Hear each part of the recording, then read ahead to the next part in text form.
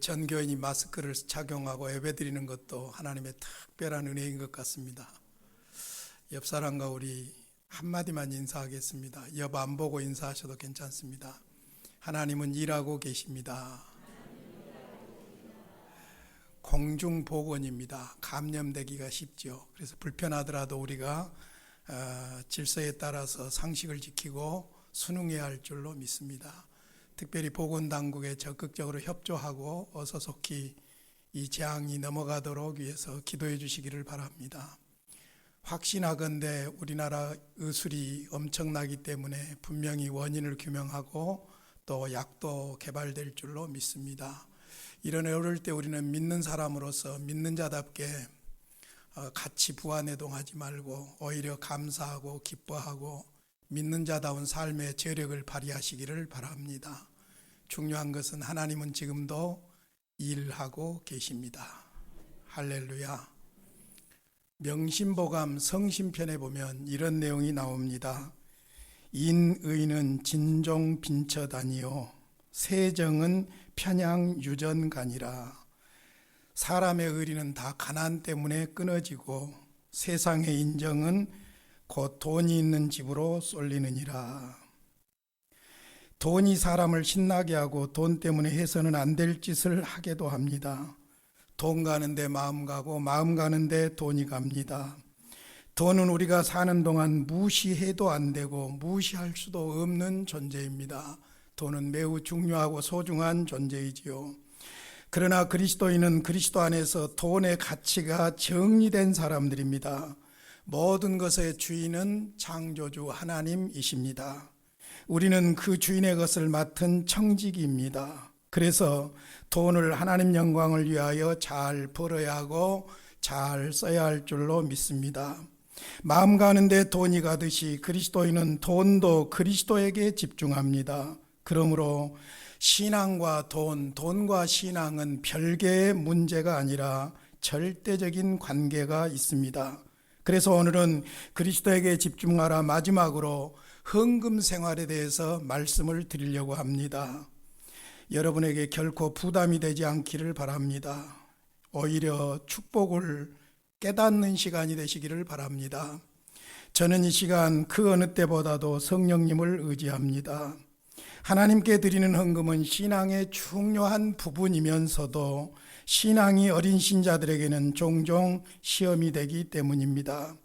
이 시간 우리 모두 인간적인 생각을 내려놓고 마음을 열고 말씀을 따라서 신앙과 돈과 신앙과의 관계가 정리되므로 그리스도 안에 있는 진정한 부요와 자유를 누리시기를 먼저 주님의 이름으로 간절히 축원합니다.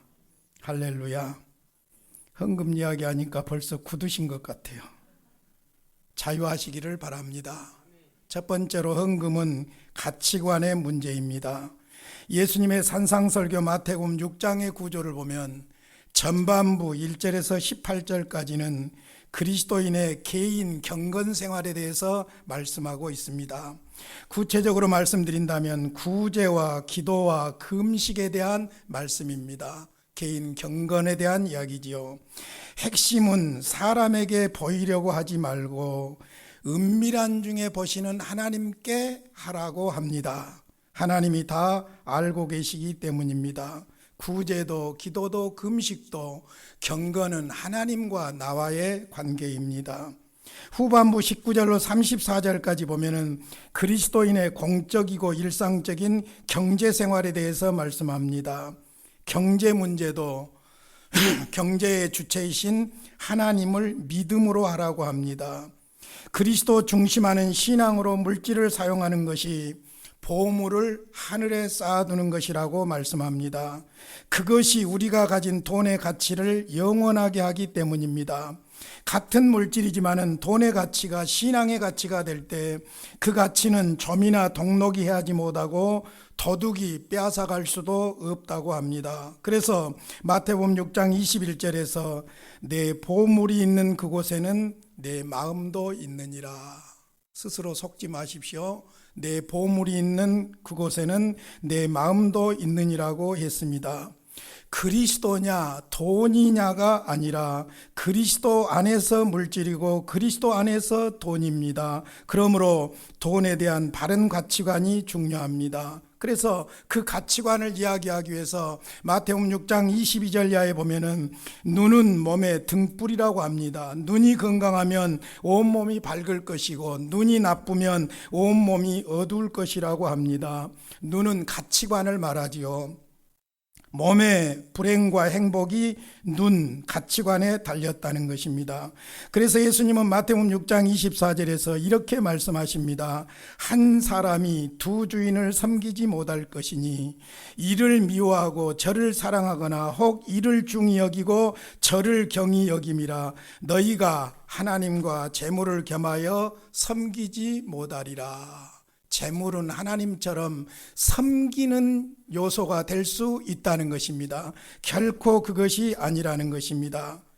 물질도 그리스도 안에서 주인의 뜻에 합당하게 쓰임받아야 할 줄로 믿습니다. 이 가치관에 따라서 마태복음 6장 25절 이하에 보면은 목숨이나 몸을 위해서 염려하지 말라고 합니다. 염려는 물질을 하나님으로 믿고 따르는 사람들의 생활 모습이고 물질의 주권자이신 하나님을 믿는 사람들의 생활 방식이 아니라고 말씀합니다. 우리가 믿는 하나님은 공중에서도 기르시는 하나님이시고 들의 백합꽃도 입히시는 하나님이라는 말씀입니다. 그래서 33절에 그리스도인의 진정한 가치관에 대해서 말씀합니다. 그런즉 너희는 먼저 그의 나라와 그의 의를 구하라. 그리하면 이 모든 것을 너희에게 더하시리라. 그리스도에게 절대 가치를 둔 신앙의 가치관으로 물질을 대해야 될 것을 말합니다. 여기에서 하나님의 나라는 영원한 하나님 나라를 포함하여 현재도 그리스도의 통치 속에서 그리스도의 부요와 그리스도의 복을 누리며 사는 삶을 말합니다. 이 하나님 나라가 우리를 염려를 이기고 극복하게 하는 줄로 믿습니다. 통계 자료들을 공급하는 넘버스라는 월간지가 있습니다.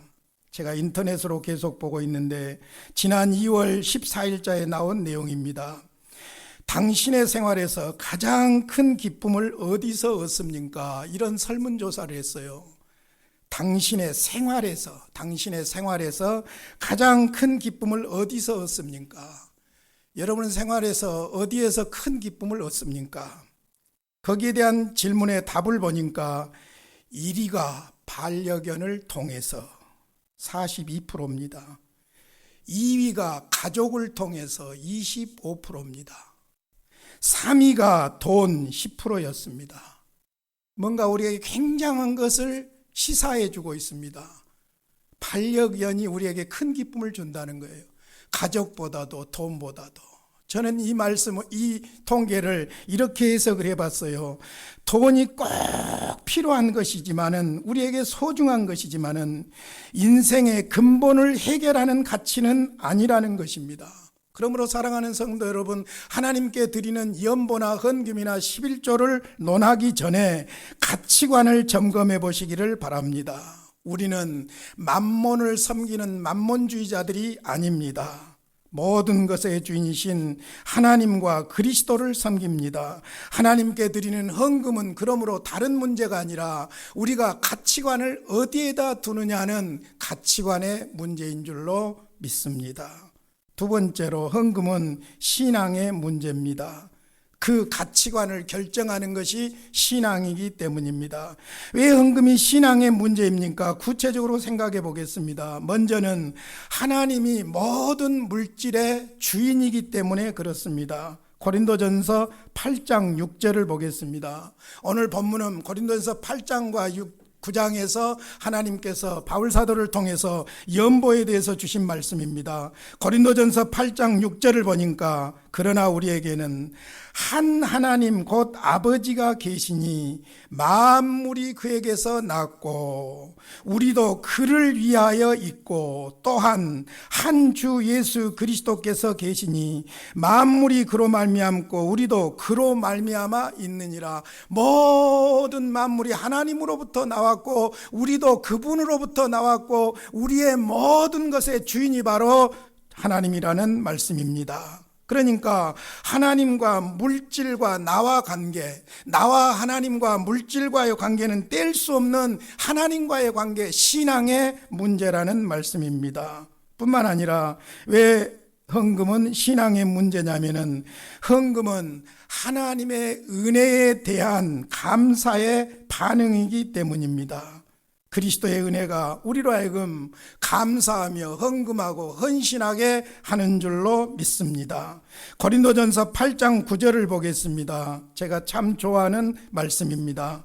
우리 주 예수 그리스도의 은혜를 너희가 알거니와 부요하신 이로써 너희를 위하여 가난하게 되심은 그의 가난함으로 말미암아 너희를 부요하게 하려 하심이라. 하나님이신 예수님이 인간의 몸을 입고 인간의 모습으로 가난하게 되신 것은 가난한 우리를 부요하게 하기 위함이라는 것입니다. 구원뿐만 아니라 구원받은 하나님의 백성으로서 그리스도 안에서 참된 부요를 누리게 하기 위해서 주님이 오셨다는 것입니다. 그러므로 그리스도 안에서 우리에게 넘치는 그 은혜가 우리로 하여금 드리고 나누게 하시는 줄로 믿습니다. 9장 8절 말씀 보십시오.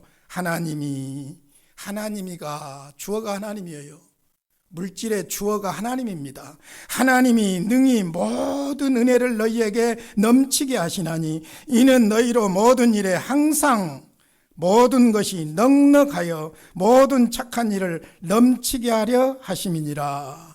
하나님의 은혜는 구원뿐만 아니라 우리에게 모든 필요한 것을 넉넉하게 주셔서 우리로 하여금 모든 착한 일을 넘치게 하는 것이 하나님의 은혜의 목적인 줄로 믿습니다. 우리가 하나님께 드리는 삶의 동기는 하나님의 은혜에 대한 반응이에요. 하나님의 은혜, 그리스도 안에서 이루어진 하나님의 은혜, 우리를 구원하신 하나님의 은혜, 그 은혜에 대한 반응으로서 감사합니다.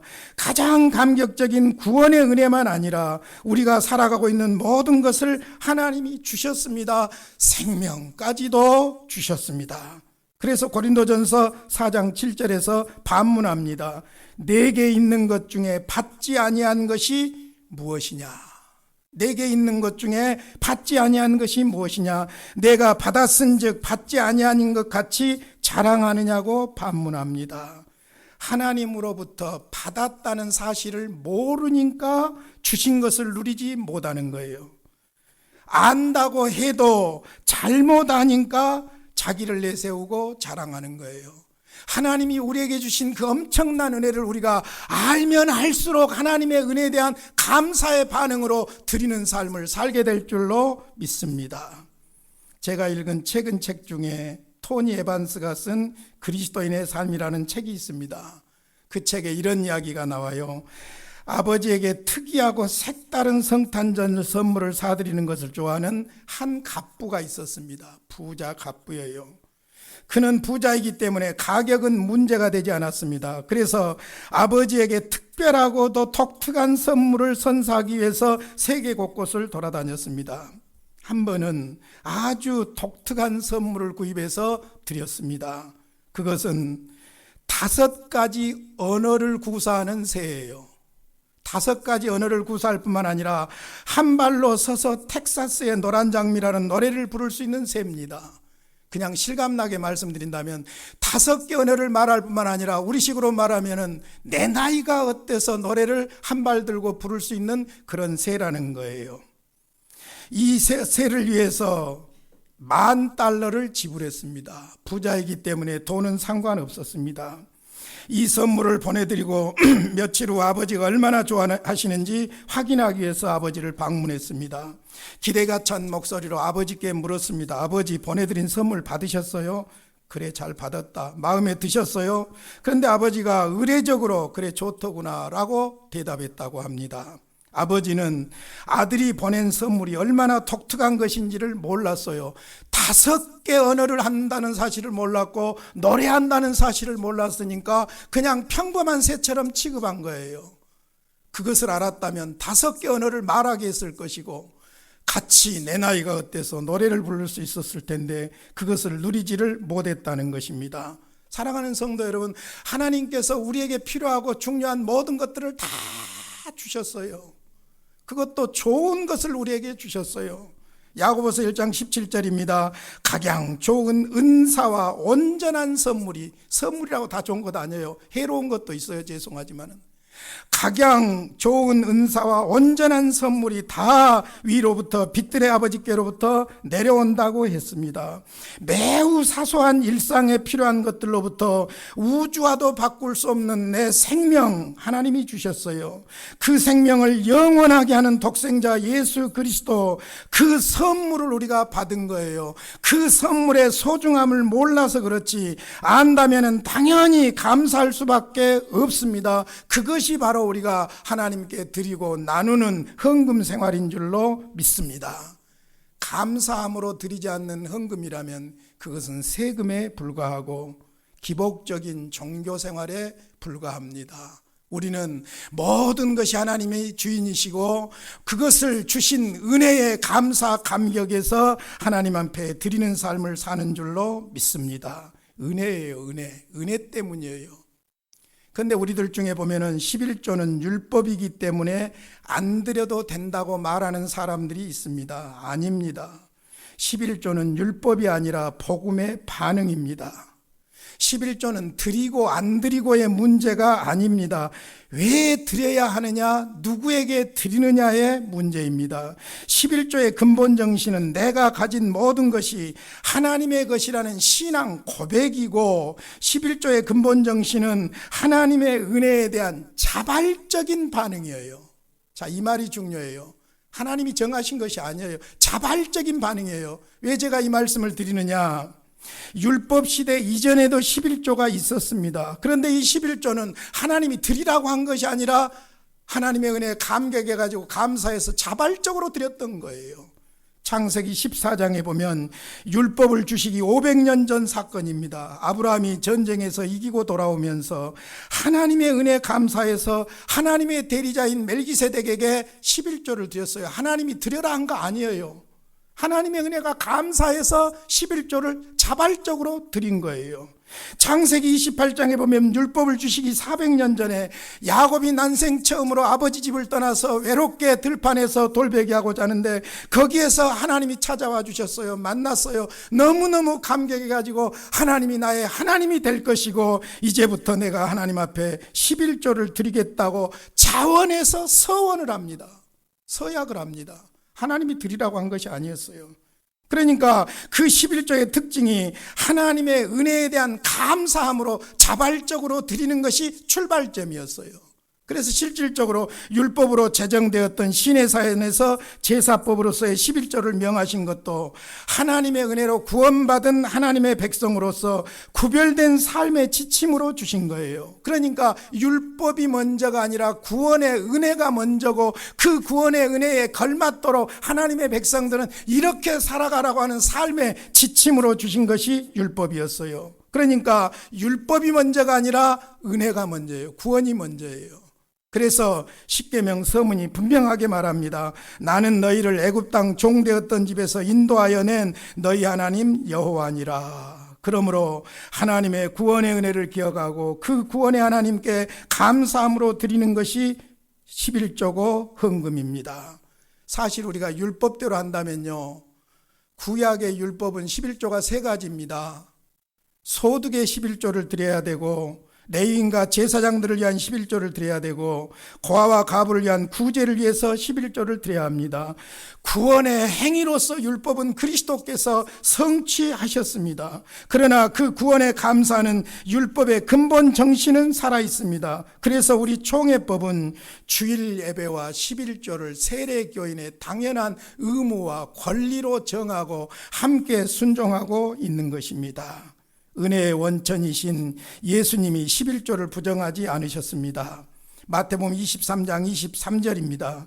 화 있을진저 외식하는 서기관들과 바리새인들이여, 너희가 박하와 해양과 근처에 11조를 드리되 율법에 더 중한 바 의와 인과 신은 버렸도다. 그러나 이것도 행하고 저것도 버리지 말아야 할지니라. 11조를 형식적으로 드려서는 안 되고 11조를 드리되 근본 정신에 걸맞도록 의와 인과 신을 지키면서 11조를 드려야 된다는 것입니다. 그러니까 11조를 드리는 것을 부정하지도 않고 11조를 형식적으로 드리는 것을 책망하면서 11조를 드리는 마음이 하나님께 있고 하나님의 기뻐하신 뜻을 순종해야 된다는 것이 바로 예수님의 말씀입니다.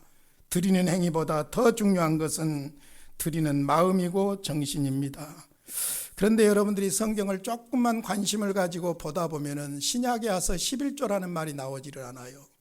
그리고 신약에 와서는 무슨 말이 나오냐면은 11조보다 더 풍성한 축복인 연보라는 단어가 쓰이고 있는 것을 볼 수 있습니다.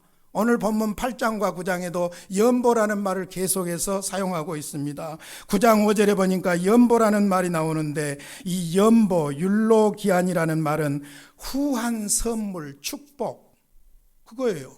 후한 선물을 하나님께 드리는 거예요. 축복을 하나님께 드리는 거예요. 후한 선물을 나누는 거예요. 축복을 나누는 거예요. 그게 바로 연보입니다. 11조나 율법적인 정신 그 이상의 것인 것을 볼 수 있습니다. 그러니까 하나님께 드리는 연보는 축복이라는 것이죠. 참 연보는 주는 자나 받는 자 모두에게 축복입니다. 이미 받은 구원과 하나님의 복을 드리고 나누는 것이 연보입니다. 그러므로 참 연보는 의무나 체면 때문이나 또는 자랑이나 자기만족을 위해서 하는 것이 아니라 하나님이 이미 주신 복을 드리고 나누는 것이 그리스도인들의 연보 생활인 줄로 믿습니다. 할렐루야. 헌금은 가치관의 문제입니다. 가치관을 정리하셔야 돼요. 헌금은 신앙의 문제입니다. 신앙이 없는 사람, 신앙의 가치관이 없는 사람은 하나님 앞에 드릴 수도 없고 나눌 수도 없습니다. 마지막 세 번째로 헌금은 성숙한 신앙의 증거입니다. 8장 1절 이하를 보면은 마게도냐 교회다가 헌신적이고 자발적으로 헌금에 동참한 모범을 이야기하면서 고린도 교인들에게 어려운 자들을 위한 헌금을 할 것을 독려하고 있습니다. 마게도냐 교회들은 그리스 북쪽으로 지금의 발칸반도에 위치한 빌립보, 데살로니가 그리고 베레아 교회들을 가리킵니다. 8장 2절로 4절에 증거한 대로 데살로니가 교회는 혹독한 환난과 시련과 극심한 가난 속에 있었어요. 그럼에도 불구하고 하나님께서 주신 은혜가 너무 크고 넘쳐서 예루살렘 교회가 흉년으로 인해서 어렵다고 하니까 풍성한 연보를 넘치도록 하고 힘대로 할 뿐만 아니라 힘에 지나도록 자원하여 은혜와 성도 섬기는 일에 참여하였다고 말합니다. 그 동력이 무엇이냐? 하나님의 은혜가 너무나도 컸기 때문에 그 은혜에 대한 감사함으로 연보를 했다는 것입니다. 그러니까 그들이 이렇게 연보할 수 있었던 근거는 먼저 하나님의 은혜를 체험했기 때문입니다. 은혜, 하나님의 은혜, 그리스도 안에 있는 은혜. 그 은혜가 우리로 하여금 인생한 우리들로 하여금 마음을 열어서 드리게 하고 나누게 하는 줄로 믿습니다. 그래서 이제 고린도전서 9장에서는 고린도 교인들에게 구제연보를 실천할 것을 말하고 연보할 때 유의할 점을 말하고 있고 연보할 때 그 보상에 대해서 말씀하고 있습니다. 특별히 오늘 읽은 6절로 15절에서는 연보의 보상에 대해서 이야기하는데 세 가지로 말씀하고 있습니다. 드리는 자가 부요하게 되고 받는 자가 부요하게 되고 하나님께 영광을 돌리게 된다. 이것이 연보에 대한 세 가지 보상이에요. 먼저 드리는 자가 부요하게 됩니다. 6절로 10절인데 6절 말씀만 보겠습니다. 이것이 곧 적게 심는 자는 적게 거두고 많이 심는 자는 많이 거둔다는 말이로다. 이렇게 말합니다. 많이 심는 자는 많이 거둔다 해서 많이는 하나님이 주신 복을 말합니다.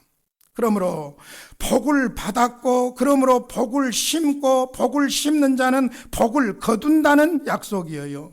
진정한 복을 공급하시는 분은 하나님이고 그 하나님의 복을 누리고 나누는 것은 그 복을 받은 우리가 해야 할 일이고 그것이 바로 연보 생활이라는 말씀입니다. 두 번째로는 받는 자의 부족함이 채워집니다. 교회 안에는 가난한 자도 있고 어려운 자도 있는데 가진 자들이 그것을 나누어서 나눈다는 것이죠. 11절 12절입니다. 너희는 모든 일에 넉넉하여 너그럽게 연보를 하면 그들이 우리로 말미암아 하나님께 감사하게 하는 것이라. 받는 자들이 우리로 말미암아 하나님께 감사한다는 것입니다. 이 봉사의 직무가 바로 연보를 말하지요. 봉사의 직무가 성도들의 부족한 것을 보충할 뿐 아니라 사람들이 하나님께 드리는 많은 감사로 말미암아 넘쳤느니라. 우리가 드리는 이것이 하나님 앞에 드려지는 것이 아니라 다른 사람들을 부요하게 하는 하나님의 복이 되었다는 말씀입니다. 사랑하는 성도 여러분, 우리가 하나님이 주신 풍성한 은혜, 그 은혜와 복을 알고 드리고 누리고 나눌 때에 드리는 자가 풍성한 삶을 살게 되고 받는 자의 부족함이 채워질 뿐만 아니라 그것을 통해서 하나님께서 영광을 받으실 줄로 믿습니다. 그렇다면 어떻게 연보 생활을 할까요? 삶에 적용을 해보겠습니다.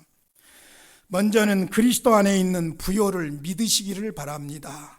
다시 한번 고린도후서 8장 9절 같이 읽겠습니다. 이 말씀이 진심으로 마음에 와 닿아야 할 줄로 믿습니다. 우리 같이 읽겠습니다. 시작. 우리 주 예수 그리스도의 은혜를 너희가 알거니와 부요하신 이로써 너희를 위하여 가난하게 되심은 그의 가난함으로 말미암아 너희를 부요하게 하려 함이라. 한 번 더 보겠습니다. 시작. 우리 주 예수 그리스도의 은혜를 너희가 알거니와 부요하신 이로써 너희를 위하여 가난하게 되심은 그의 가난함으로 말미암아 너희를 부요하게 하려 함이라. 예수님이 인간의 몸을 입고 오셔서 십자가에 죽으신 것이 우리를 구원하실 뿐만 아니라 우리로 하여금 부요한 삶을 살게 하시려고 오셨답니다. 할렐루야. 그래서 그리스도 안에 있는 부요를 먼저 믿으시기를 바랍니다.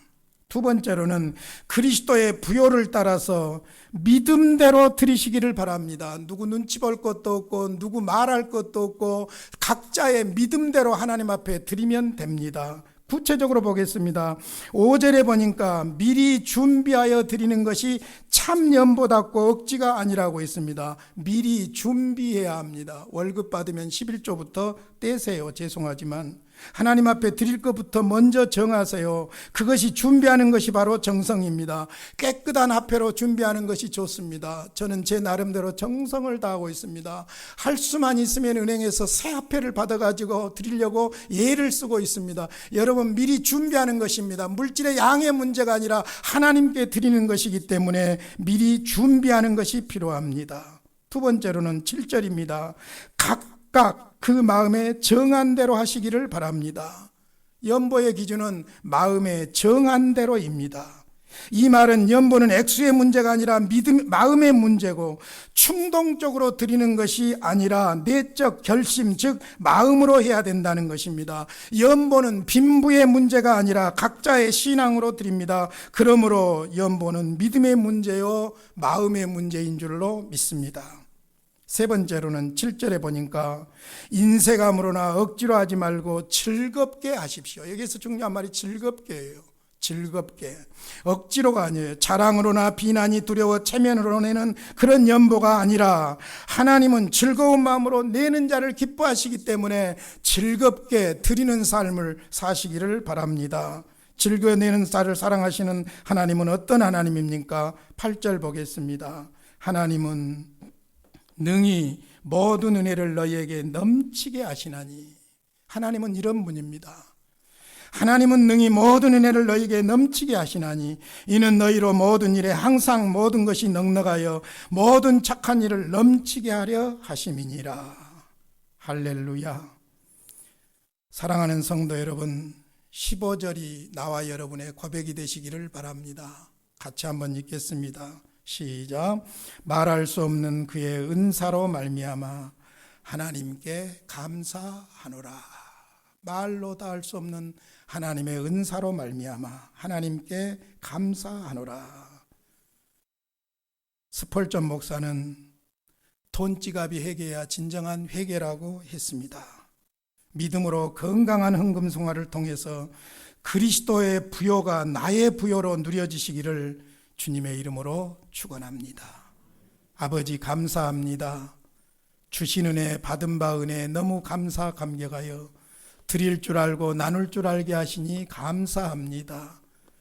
드리는 삶을 금기시하지 말게 하여 주시옵시고 자원함으로 미리 준비하여 마음으로 즐거움으로 하나님 앞에 드리고 나누는 풍성한 삶이 되게 하여 주시옵소서. 솟아나는 샘물처럼 퍼도 마르지 않는 하나님의 샘물에서 길러 누리고 드리고 나누는 삶을 살게 하여 주시옵소서. 예수님의 이름으로 기도하옵나이다. 아멘.